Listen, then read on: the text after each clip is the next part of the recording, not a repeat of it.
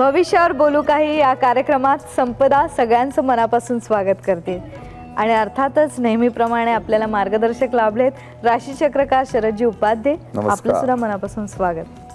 ग्रहांचा अभ्यास करतोय आपण. निरनिराळ्या अवस्थेमध्ये ग्रहांचं फलित काय असू शकतं त्यातलं आपण आज पापग्रहांविषयी बोलणार आहोत, अशुभ ग्रहांविषयी बोलणार आहोत.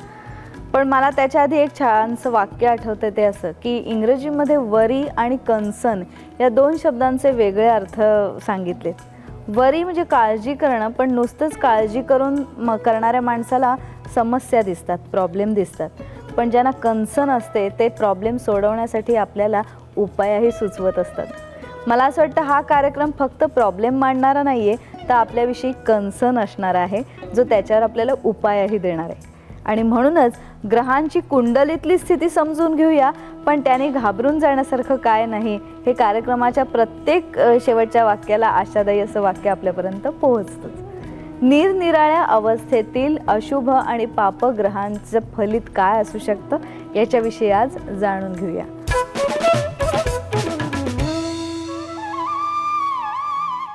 लग्नाच्या मुलींना मी सांगतो किंवा मुलांना, तुम्ही एकदम प्रेमात पडता, वयात आलंय काय माहिती नसतं, तर केवलमधनं पाहिलं ना तर एकच व्यक्ती दिसते आणि शिवाय पार्कवर आलं तर खूप दिसतात. थोडा चॉईस जरा तुमचा ब्रॉड, थांबा थोडा वेळ. तसं समस्या आली म्हटल्यावर हातपाय गाळायचे. ज्योतिषी काहीतरी तुला एक ज्योतिषांची सायकोलॉजी सांगून ठेवतो. हे लोक असं काही आवडतात की जेणेकरून मला तुमचं पूर्ण भविष्य माहिती आहे आणि मी जे सांगेन त्याप्रमाणे जाण्यात तुमचं हित आहे. आणि तो इतकं इम्पॉर्टन्स स्वतःचं वाढवून ठेवतो की सातत्याने लोकांनी आपल्याकडे यावं आणि मग आपण सल्ले द्यायचे वगैरे. हे कधीच करू नये. असे एक मांत्रिक मला माहिती आहेत की जे मोठमोठ्या गायिका त्यांच्याकडे जायच्या आणि मला आश्चर्य वाटतं, जगदविख्यात गायिका असं कसं बुद्धी घाण टाकून वागू शकतात. तर ते त्यांना चंदनाची पुडी करून द्यायचे आणि आंघोळ करताना हे पाण्यात टाका तुम्ही. आणि मग त्या पॉप गायिका वगैरे असतात, त्यांना भीती वाटते आपला आवाज जाईल. हा प्रत्येक माणसाला एक एक फिअर फॅक्टर असतो. आणि मग शेवटी नाही असं करा, दर सोमवारी येत जा, ही पुडी घ्यायची, तू एकदाच काय ते सांग ना. ती पुडी ती पाण्यात टाकायची, मग ह्या डुंबत बसायच्या त्याच्यामध्ये आणि त्यांना खात्री वाटायची आपल्या आवाजाला. तर अरे मला आवाज देणारा भगवान आहे, परमात्मा, त्याचं मी नामस्मरण करीन. म्हणून मला अनुप जलोटाची भजनं फार आवडतात की ज्याची वाणी देवाचं नाव घेत नाही, ही काय वाणी आहे का ती. ज्याचं मस्तक झुकत नाही ते मस्तक नाही, असे सुंदर आहे ते ऐसे लागे लगनमध्ये हे सगळं आलेलं आहे. तर हे पण ह्या गायिका सगळं सोडून त्यांच्याकडे जायच्या, ते घ्यायच्या. एके दिवशी माझी योगायोगाने भेट झाली आणि त्या मला म्हणाला, मला तुमचं खूप आवडतं, परखड तुम्ही. म्हणून परखड नाही, माझं प्रेम आहे लोकांवर आणि प्रेम आहे म्हणून आपण परखड बोलतो. तुम्ही आता इथे ज्या येत आहे हे गृहस्थ महाकालींचे बघताय. महाकाली माझी आई आहे म्हणून मी नमस्कार करायला येतो, मी पावडर घ्यायला येत नाही. तर तुम्ही, मी असं पाहिलं आहे, दरवेळी येता 10,000 रुपये ठेवता, पावडर घेऊन जाता. जो विकतो अशी मंत्रविद्या आणि ज्योतिषविद्या त्याचा किती भयानंत असतो. आणि एवढा मोठा मांत्रिक आणि केवढी त्यांची शक्ती. आणि त्यांना लोकांना वाटायचं बस ह्यांच्याकडे गेलं सगळी पिशाच्य वगैरे निघून जाणार. मग कोणी काय सांगायचं, मला ना अशी भीती वाटते प्रवासात, रात्री डोंगर बिंगर पाहत. नाही तो सैतान एक तुमच्या मागे लागलाय, बंदोबस्त करतो. आणि मी त्यांना सांगितलं हे करू नका आणि गेले बिचारे नको त्या अवस्थेत. ही पापं फार लवकर भरतात, पुण्य फार विस्कळीत असतं. म्हणून तुम्ही पापं कॉन्सन्ट्रेशनने करता. पैसे मारायचे असले ना कोणाच्या पर्समध्ये केवढं कॉन्सन्ट्रेशन असतं. पण शुभ काम एखादं करायचं आहे, जांभयात देत देत कसं बसं करतो माणूस. तेव्हा हा भाग मला सांगायचा आहे की ज्योतिषी लोक स्वतःचं महत्त्व पण वाढवतात. ते पत्रिकेत बघितल्यासारखं काहीतरी करतात. खूप अभ्यास करावा लागतो. अभ्यास करून रीडिंग चुकतं. रिलायबल शास्त्र आहे असं मी मानणार नाही, पण मार्गदर्शन जे मिळतं ते आपण उपाय कळतो आपल्याला, एवढंच त्याचं घ्यावं. आता आम्ही पापग्रहांची जी फळं सर्वसाधारण आपण तर तुला ऐकून आता माहिती आहे का पापग्रह कुठले कुठले धरलेत. रवीला पापग्रह धरले. एवढा आरोग्य देणारा ग्रह पापग्रह कसा, खुलासा व्हायला पाहिजे. अभिमान, अहम नको. आणि तो इगो प्रॉब्लेम हा सगळ्यात वाईट आहे. इगो जिकडे तिकडे आड येतो. मी लग्नाला गेलो तर आता नवरा नवरीचं महत्त्व आहे का नाही तिकडे, मला कोणीच अटेंड केलं नाही, या बसा म्हटलं नाही, फूल दिलं नाही, फुलाच्या पाकळ्या पण पडलेल्या होत्या, सगळीकडे अहंकार यायला लागतो. त्यापेक्षा जावं, सगळे जमलेत, जरा निरीक्षण करावं, नवरी मुलगी कशी येते स्टेजवर, कशी लाजते, लोक काय करताय, मजा मजा, प्रत्येक ठिकाणी लक्ष, आनंद घ्यावा. तर रवी, मंगळ, शनी, राहू, केतू हे पापग्रह. आता ह्या पापग्रहांच्या पण अवस्था आहेत ना. तुम्हाला एखादा शत्रू आहे, पण त्या शत्रूचे सुद्धा एक बोट किती आहे त्याच्यावर बघतात. एखादा गल्लीतला दादा असतो, एखादा गावचा मोठा असतो, एखादा इंटरनॅशनल सगळा स्मगलर असतो, प्रत्येकाची पॉवर वेगळी आहे. हे पापग्रह बाल्यावस्थेत आले, मग विषमराशीत पहिले 6 अंश, समराशीत शेवटचे 6 अंश, तीव्रता कमी होईल त्यांची.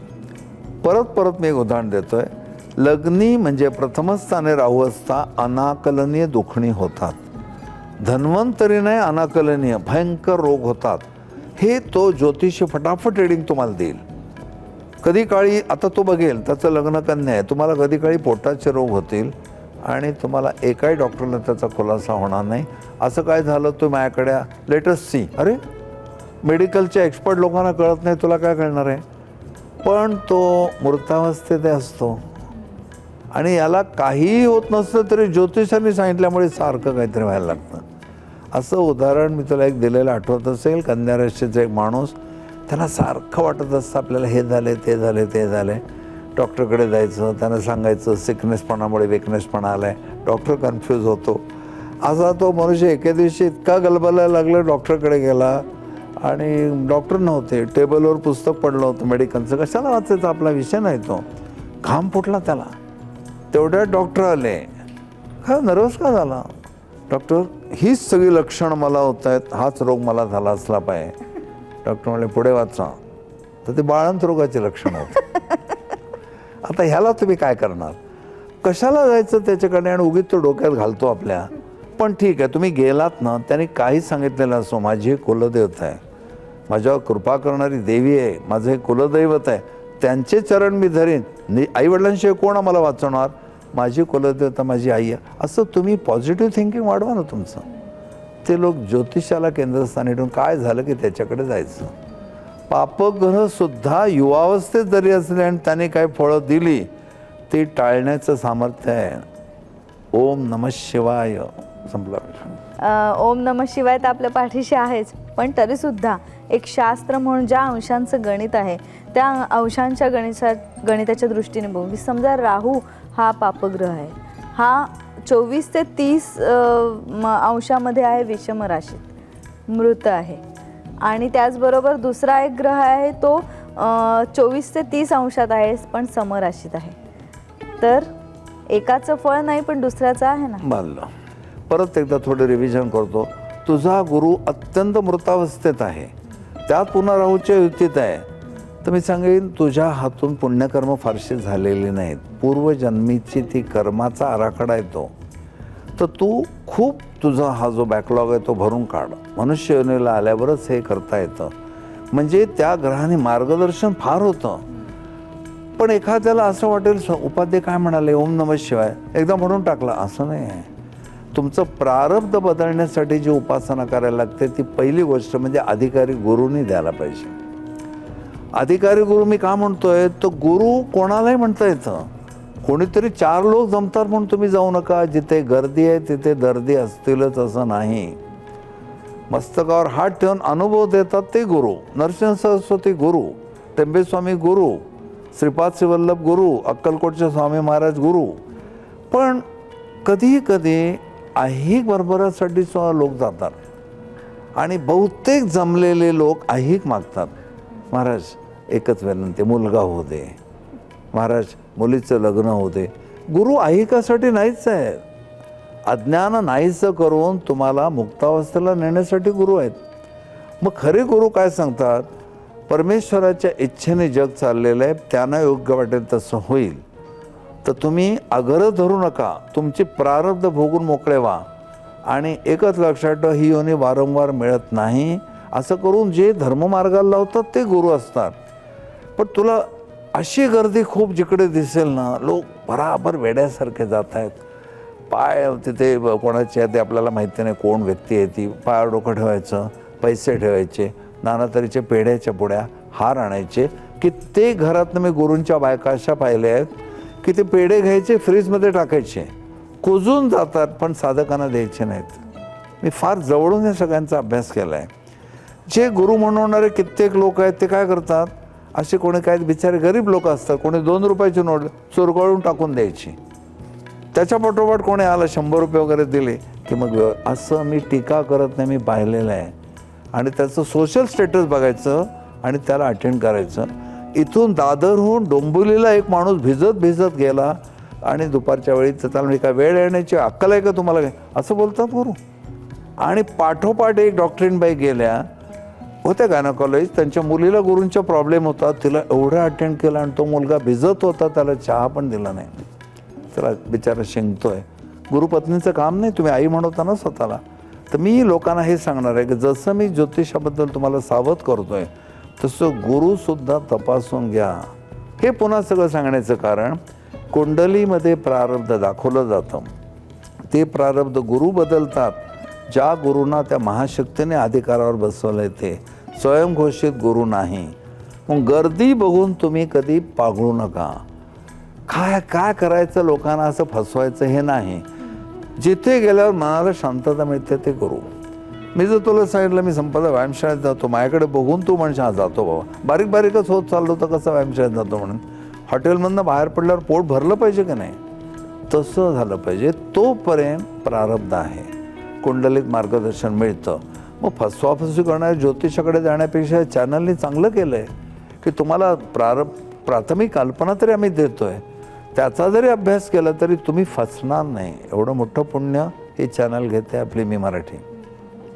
म्हणजे पापग्रह कुठल्याही अवस्थेत आहे याचा अभ्यास न करता एक भीती घालून दिली की पुन्हा ती व्यक्ती आपल्याकडे येत राहते, याची खात्री करून घेण्यासारखं. आणखी मी चेष्टा करत नाही, पण बायका ह्याला खत पाणी फार घालतात.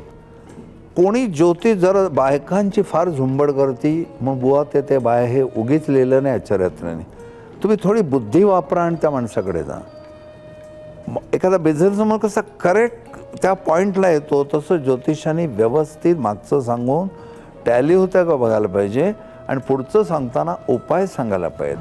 हे लोक अपायच सांगत बसतात, तुमचं हे प्रारब्ध आहे, तुम्हाला भोगलंच पाहिजे. त्यातून माझ्याकडे आलात तुम्ही काही दिन अंगारा वगैरे. कोल्हापूरचे रसिक लोक मला फार आवडतात, दाद देतात. अर्थात सगळीकडेच हा भाग येतो, पण कोल्हापूरला तर म्हटलं की ताकभात अशी रिॲक्शन नेहमी येते. आता तिथे किंवा कदाचित जगदंबेचं स्थान आहे म्हणून मला आणखी आवडतं ते, पण कोल्हापूरच्या रसिकांसमोर मी विसरून जातो स्वतःला. त्या ठिकाणी एक थिएटरचा स्टाफचा माणूस होता, त्याने एक दत्त महाराजांचा फोटो ठेवला होता आणि खाली अंगारा ठेवला होता.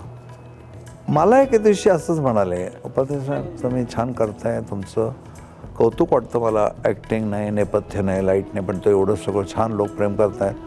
पण ह्या थिएटरमध्ये भुताटकी आहे. मी वीक माइंडेड जर असतो मी, काय होतं नाही म्हणजे कलावंत जे इथे ॲक्टिंग करतात त्यांच्यामध्ये संचारतो तो, आणि एका कलावंत बाईच्यामध्ये संचार झाला आणि तिने त्या नटाला धोपटला. याचं काय ते सांगत होते, आता वारले बिचारे ते. तर म्हटलं मग काय करायचं, नाही म्हणे कधी आलात की आत या, मी तुम्हाला अंगारा लावेन, गाणगापूरचा आहे. बरं म्हटलं, मी अपमान केला नाही, महाराजांना नमस्कार केला, अंगारा लावून घेतला. पण पुढे असं झालं, माझ्यानंतर एक प्रयोग होता, ती कोण मला आठवत नाही, ज्युनियर आर्टिस्ट होती. अक्षरशः माझा हात झाला, काका मला तुम्हाला एक विचारायचं आहे, इथे काय होतं का असं, आणि कितीतरी लोकांना त्रास व्हायला लागला अशा भविष्याचा. म्हटलं लक्षात घे, दत्त महाराज हे सगळ्यांना पुरून उरले, तुला माहिती आहे ना, ते भूतावळ त्यांच्याच पायाशी येते. महाराज सोडवा, गाणगापूरला जाऊन बघा, खांबावर चढतात, खाली उतरतात. मी बोलू नये पण महाराजांना शिवाय द्या, दत्त्या मला सोडव असं. आणि दत्त महाराज सगळ्यांवर कृपा करतात. ब्रह्मसंबंधालाही मुक्ती देतात, ब्रह्मराक्षसालाही देतात, गुरुचरित्र वाचल्यावर कळतं. म्हटलं एक काम करतो, कधीही घाबरू नकोस, तू तुला अशी भीती वाटली तर श्री गुरुदेव दत्त म्हण. ह्या जपामध्ये प्रचंड सामर्थ्य आहे. पण ॲक्टिंग करताना रसिकांवर अन्याय करू नकोस. तू टेन्शन खाली तू ॲक्टिंग करणार. 100-100 रुपयाची तिकीटं काढून लोक येतात. अरे बापरे, तिला हत्तीचं बळ आलं. मला वाटलं, मला फार बरं वाटलं. म्हटलं तो माणूस चांगला आहे, त्याचं दत्त महाराजांवर प्रेम आहे. त्यांनी कदाचित ऐकलं असेल थिएटरमध्ये भुताटकी आहे, पण तू असे घाबरून जाऊ नको. हीच गोष्ट चिंचवडला झाली. चिंचवड थिएटर आहे, भयानक आहे, रात्रीचा प्रयोग. तिथे उभं राहिल्यानंतर कोणीतरी पिल्लू सोडलं. तिथे जिन्यावरून वर खाली कोणतरी जातं, अमुक होतं, आणि हे मग कसं पसरत जातं. तर म्हणून आम्ही सांगतो, असे काही योग असतील पापग्रहांचे, श्री गुरुदेव दत्त, दत्ताच्या भक्ता नाही भय चिंता. आता तू म्हणालीस तो राहू मृत आहे आणि समोर कुठेतरी बघतोय तो बाल आहे. तर मृतावस्थेतला राहू निष्क्रियच झाला आणि जो बाल्यावस्थेत आहे थोडीफार करेल काय, त्याची जी कुठल्या राशीत आहे, कुठल्या स्थानात आहे, ते फळं देईल. बरोबर. आणि शिवाय दृष्टी, विशेष दृष्टी वगैरे, आपले भाविषत्व, पुढचे हो, हो, भाविषत्व, समाधान. या सगळ्या गोष्टी आहेतच. योग आहे, गोचर आहे. बापरे, अजून किती शिकायचंय बाकी आहे. म्हणजे मला कसं तुझ्याकडे बघून वाटतंय, तर कधी कधी सांगतात ना खेड्यातले लोक, पहिले इथंच आले, हे काय घर, डोंगर ओलायला की आलं. डोंगर जातच नाही, तो पुढे पुढेच चाललोय. पण जायचंय ना मुक्कामावर आपल्याला, मग आपण हे शिकायचं. कितीही डोंगर मध्ये येऊ देत, किती पापग्रह मध्ये येऊ देत, आपण त्यांना मृतावस्थेत नेऊया. आज इथेच थांबूया. नमस्कार.